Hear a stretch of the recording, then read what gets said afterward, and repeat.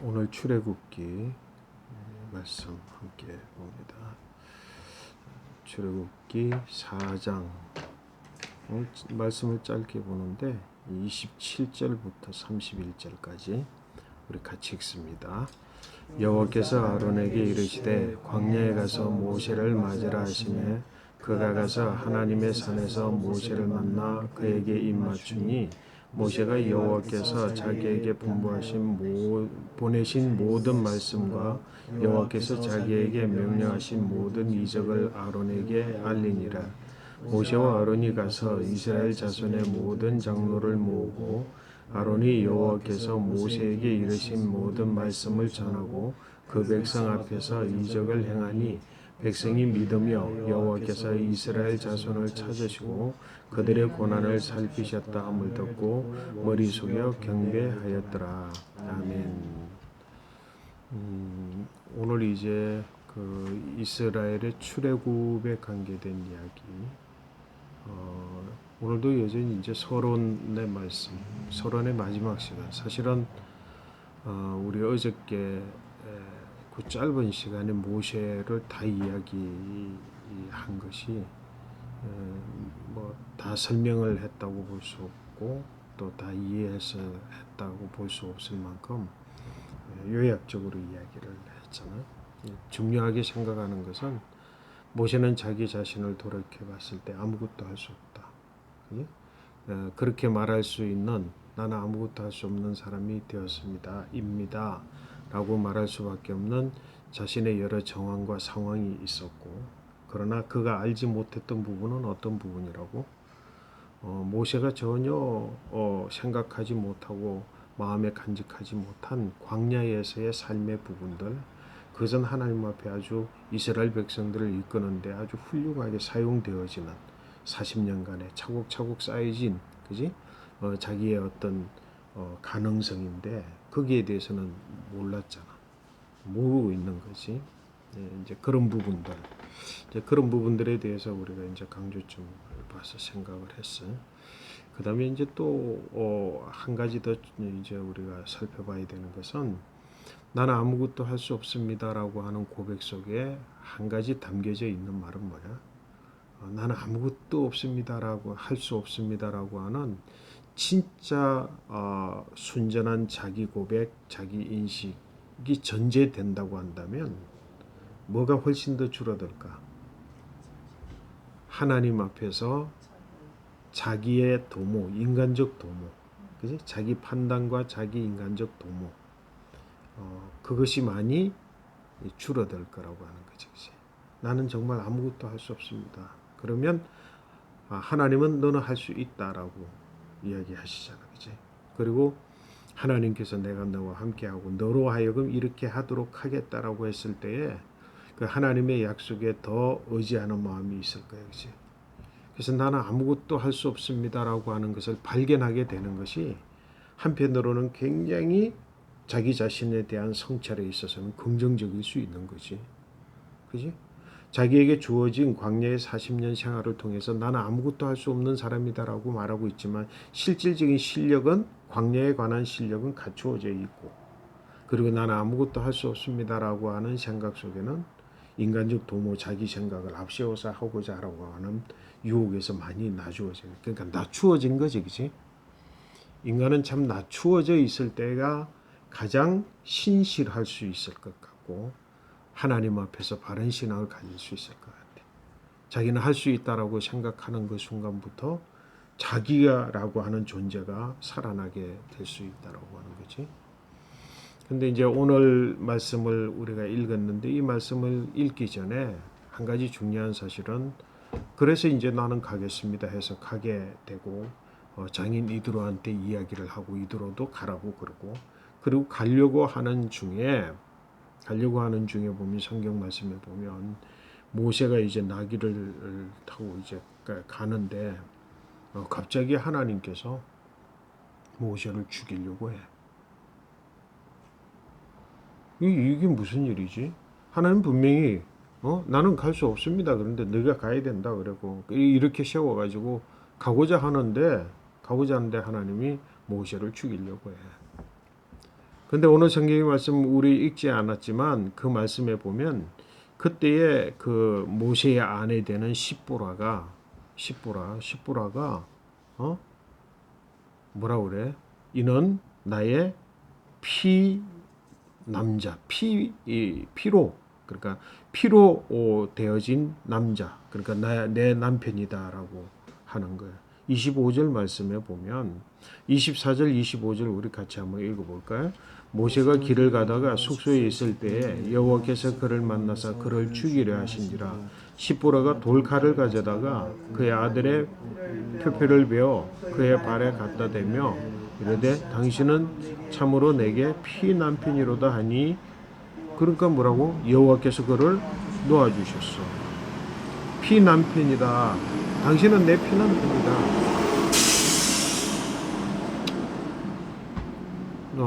그 이제 괜찮아요. 피남편이다 그랬어. 자기 아들의 피를 보이면서 당신은 나의 피남편이다 그렇게. 그 십보라는 뭐라 미디안의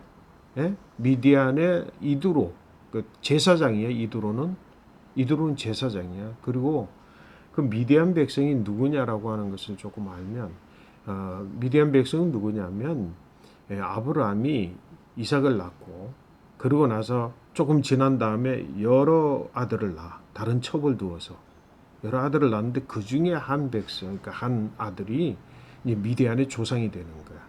그래서 나중에 이삭에게 모든 재산을 다 나누어 줄 때 그 아들들에게, 그 아들 약속의 백성들이 아니지, 그 백성들에게 재산을 다 나누어 줘 가지고 이삭을 위하여서 그들은 요단강 동편으로 다 가서 살도록 그렇게 지정을 해줘서 요단강 동편으로 다 보내는 거야. 예, 그 중에 이제 이드로가 속하여 있는 그 미디안 족속은 이제 거기에서 요단강 거기에서 남편 쪽으로 쭉 내려와서 아라비아 쪽에 살아가고 있는 족속이거든. 그러니까 그 상황 가운데에서 여러분 한번 잘 생각을 해봐. 모세가 아니라 하나님이 아브라함이 이삭을 낳고 8일 만에 할례를 했어. 그리고 할례를 받는 백성들이야. 그러니까 미디안 백성들은 할례를 받았을까 안 받았을까? 당연히 받았지. 왜냐하면 할례 받는 백성들이니까 자기 가족군들은 전부 할례를 받잖아, 그지? 미디안 족속들도 사실은 할례 받은 족속이야. 할례를 받는 족속이지. 그러니까 하나님께서 뭐라고 모세를 죽이려고 할 때에 그 아내 십보라가 아들의 피를 보이면서 당신은 내 피남편이다. 할례 받은 백성이다. 라고 하면서 이제 하니까 그게 보호가 돼서 하나님께서 모세를 죽이고자 하는 것을 놔주셨어. 결국은 왜 그런 일이 있었을까? 미디안 백성들에게는 성경에 이렇게 추적이야. 미디안 백성에게는 할례의 전통이 계속 이어졌을지 몰라. 근데 성경의 말씀에 어디에 보도 이스라엘 백성들은 사실은 할례를 잃어버리고 나중에 어느 때에 하나님께서 여리고성을 치고자 할 때에 여리고성 바로 앞에서 뭐라고 너희는 할례를 받으라. 온 백성들이 다 할례를 받아라. 그러니까 새 민족이지. 새로운 이스라엘이지만 새로운 이스라엘 그 속에서 광야에서만 할례의 전통이 없어졌는지 아니면 그 전에 없어졌는지 모르지만 할례 이야기는 오직 거기에서만 나오는 거야. 그러니까 결국은 할례 받은 백성으로서의 이스라엘 자기의 정체성을 유지 보존했다라고 보기는 쉽지 않아요. 근데 하나님의 부르심을 받아서 하나님의 일을 위해서 이제 나아가는 그 순간에 하나님 그를 죽이고자 했을 때 그가 다시금 뭐라고? 할례 백성인 것을 통하여서 다시 자각함으로 하나님께서 그를 놓아주신 거예요. 그 할례는 뭐라 그랬지? 하나님께서 뭐라 그랬어? 할례의 의미를 뭐라 그랬어? 왜 이스라엘 백성들이 할례를 받았지? 언약의 증표야. 언약의 백성이야. 그지? 언약의 백성이라고 하는 것이고 내가 이 언약을 기억하는 것이고 그리고 할례는 뭐야? 이 언약을 너희가 기억하라고 몸에 지닌 정표로서 너희가 가지라고 그랬는데 이스라엘은 이미 할례를 잃어버리고 사는 백성이라고 하는 것을 상징적으로 보여주는 부분이라고 할 수 있어요. 그지? 그걸 다시금 되살리는 거야. 어쨌든 그렇게 해가지고 할례 때문에 할례 받은 백성임을 이제 다시 자각함으로 이제는 뭐야? 모세가 비로소 하나님 말씀을 의지해서 아론과 더불어서 함께 그리고 이제 아론에게 모세를 맞이하라. 그리고 모세와 함께 가서 첫 번째는 오늘 성경의 말씀에 누구를 만나? 처음 이제 아론이 모세를 만났을 때 모세가 그동안 자기에게 있었던 모든 일들을 다 이야기를 해줘. 다 이야기를 해주고 그리고 나서 이제 29절 말씀 보니까 29절 읽어볼까? 모세와 아론이 가서 이스라엘 자손의 모든 장로를 모으고 결국은 뭐야?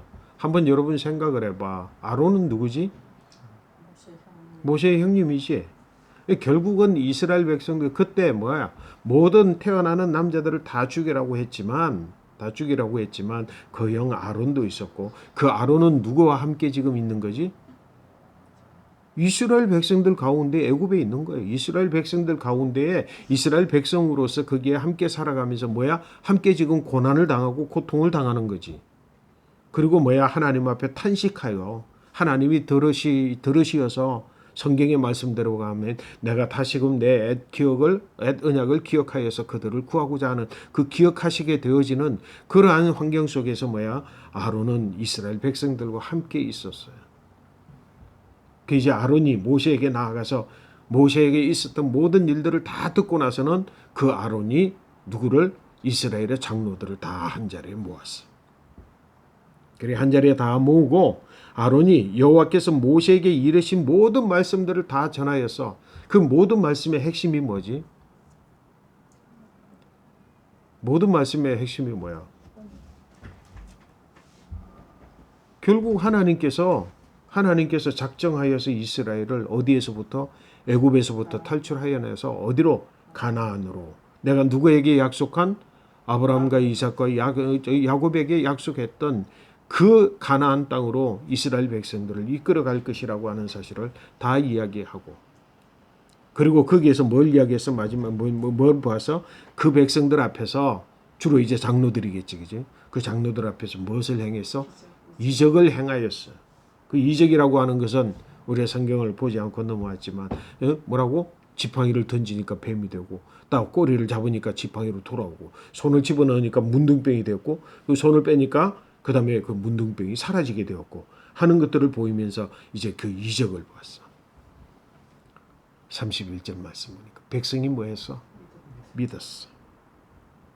여호와께서 이스라엘 자손을 찾으시고 그들의 고난을 살피셨다 함을 듣고 머릿속에서 경배하는 이스라엘 백성들이 다 하나님 앞에 경배하는 모습에 여러분 한번 생각을 해봐. 이제 그동안 하나님에 대하여서 어떤 신앙을 가졌다라고 하는 근거도 없었지만 이제는 하나님께서 그 일을 행하셨다라고 하는 것을 장로들에게 설명을 하니까 장로들이 그 말씀을 받고 장로들은 그래도 뭐라고? 자신의 신분이 어디에서 온 걸 알아. 자신의 신분이 어디에서 온 걸 알아. 결국은 궁극적으로는 하나님께서 세우신 백성의 지도자로, 그지? 그는 이스라엘 장로들은 자기들을 다 이제 그 이스라엘의 지도자들로 세웠으니까. 고개를 숙여서 그들이 믿었어. 우리 항상 이제 믿음이라고 하는 말을 보니까 여기에 믿음은 어떤 믿음이야? 이적을 보고 바로 앞에 서서 이제 앞으로 하게 될 일들과 그리고 하나님께서 약속해 주신 모세에게 약속해 주신 모든 이야기들을 듣고 믿었어. 이적을 보고 믿었어. 근데 우리는 이 믿음이 어디까지 갈 수 있는 믿음일까? 가나안에 갈 수 있는 믿음일까? 그동안의 400년 동안 하나님 없이 이스라엘 백성들이 살아가면서 지금까지 가져왔으나 그러나 지금 모세를 통해서 그러니까 아론을 통해서 듣고 보고 하는 이적을 통해서 하나님 앞에 경배하면서 우리를 이끄실 하나님인 것을 모세를 인정하게 돼. 자, 그런데 이제 중요한 건 뭐지? 벽이 있어. 이스라엘 백성들 전체들을. 오늘 성경의 말씀에는 이제 그 후에 보면은 이스라엘 백성들에게 이야기할 때 우리가 그 하나님이 누구냐? 그죠? 그리고 그럼 결국은 뭐야? 이스라엘 백성들이 지금 맞이해야 되는 일들이 아직도 많이 남아 있어. 어떤 많은 일들이 남아 있을까? 처음에는 이렇게 믿었어. 그럼 뭐야? 어떤 과정을 거쳐서라도 우리는 어디에 갈 것? 가나안에 갈 것이라고 하는 것을 믿음을 가져야 되잖아. 근데 무엇이 생겨지면 기대했던 것과 다른 상황이 벌어지면 이 믿음은 안개와 같이 사라지는 믿음이지. 결국 뭐 말씀을 초래해서 이야기를 하면 이제는 모세와 아론이 가서 바로에게 이 이야기를 하니까 바로가 그냥 놔도 안 놔도 안 놔주지. 그래서 뭐야? 10가지 재앙, 9가지 재앙이 있을 때까지 바로가 놔주지 않아. 그러면 그 재앙 모두는 여러분 한번 생각을 해봐. 이스라엘 백성들이 있는 고센 땅에는 그 재앙이 딱 안 내리고 안 내리고 다른 애굽의 모든 백성들에게 재앙이 딱 내렸더라면 아마 이스라엘 백성들은 하나님을 의심하지 아니하고 돌아서서 반항하지 아니하고 믿지 않는 불신앙에 빠지지 않을 거야. 그지? 근데 뭐야? 재앙이 있을 때에 모든 백성들에게 애굽의 온 땅에 재앙이 있음으로 인해서 뭐야? 이스라엘 백성들 자신들에게도 10가지 재앙이 막 생기는 거예요. 메뚜기가 생기고 이가 생기고 피가 변하고 강물이 피로 변하고 수없이 많은 재앙이 생기니까 이게 뭐야? 모세를 원망하기 시작을 해. 가만히 잘 사는 우리를 왜 이렇게 건드리고 바로를 왜 건드려서 우리를 하여금 왜 이런 고통을 빠지게 하느냐. 뿐만 아니라 바로는 화가 나가지고 이제는 뭐야? 아니 이 이스라엘 백성들을 지금까지 벽돌을 그냥 굽게 했더니만 이런 쓸데없는 일을 한다고 해서 뭐야? 나중에는 뭐야? 지푸라기도 주지 아니하고 벽돌을 구울 재료도 주지 않고 재료까지 구하고 지푸라기까지 너희가 구해서 벽돌을 찍어내는데 뭐야? 이전에 그거 다 제공했을 때에 찍어내는 숫자만큼 너희가 똑같은 숫자를 찍어내라. 그러니까 얼마나 그 삶이 더 척박해졌어. 뭐 때문에? 하나님의 말씀이 모세를 통해서 아론을 통해서 바로를 자극해서 차라리 가만히 놔두면 종살이 하면서 그냥 거의 잘 먹고 살 텐데 왜 너희들이 나타나서 그러냐면 뭐라고 모세를 원망하기 시작을 해요. 어디에 대한 꿈은 하나도 없어. 가나안에 대한 꿈은 하나도 없어. 여기서 믿는다고 하는 그 믿음의 실체가 뭐야?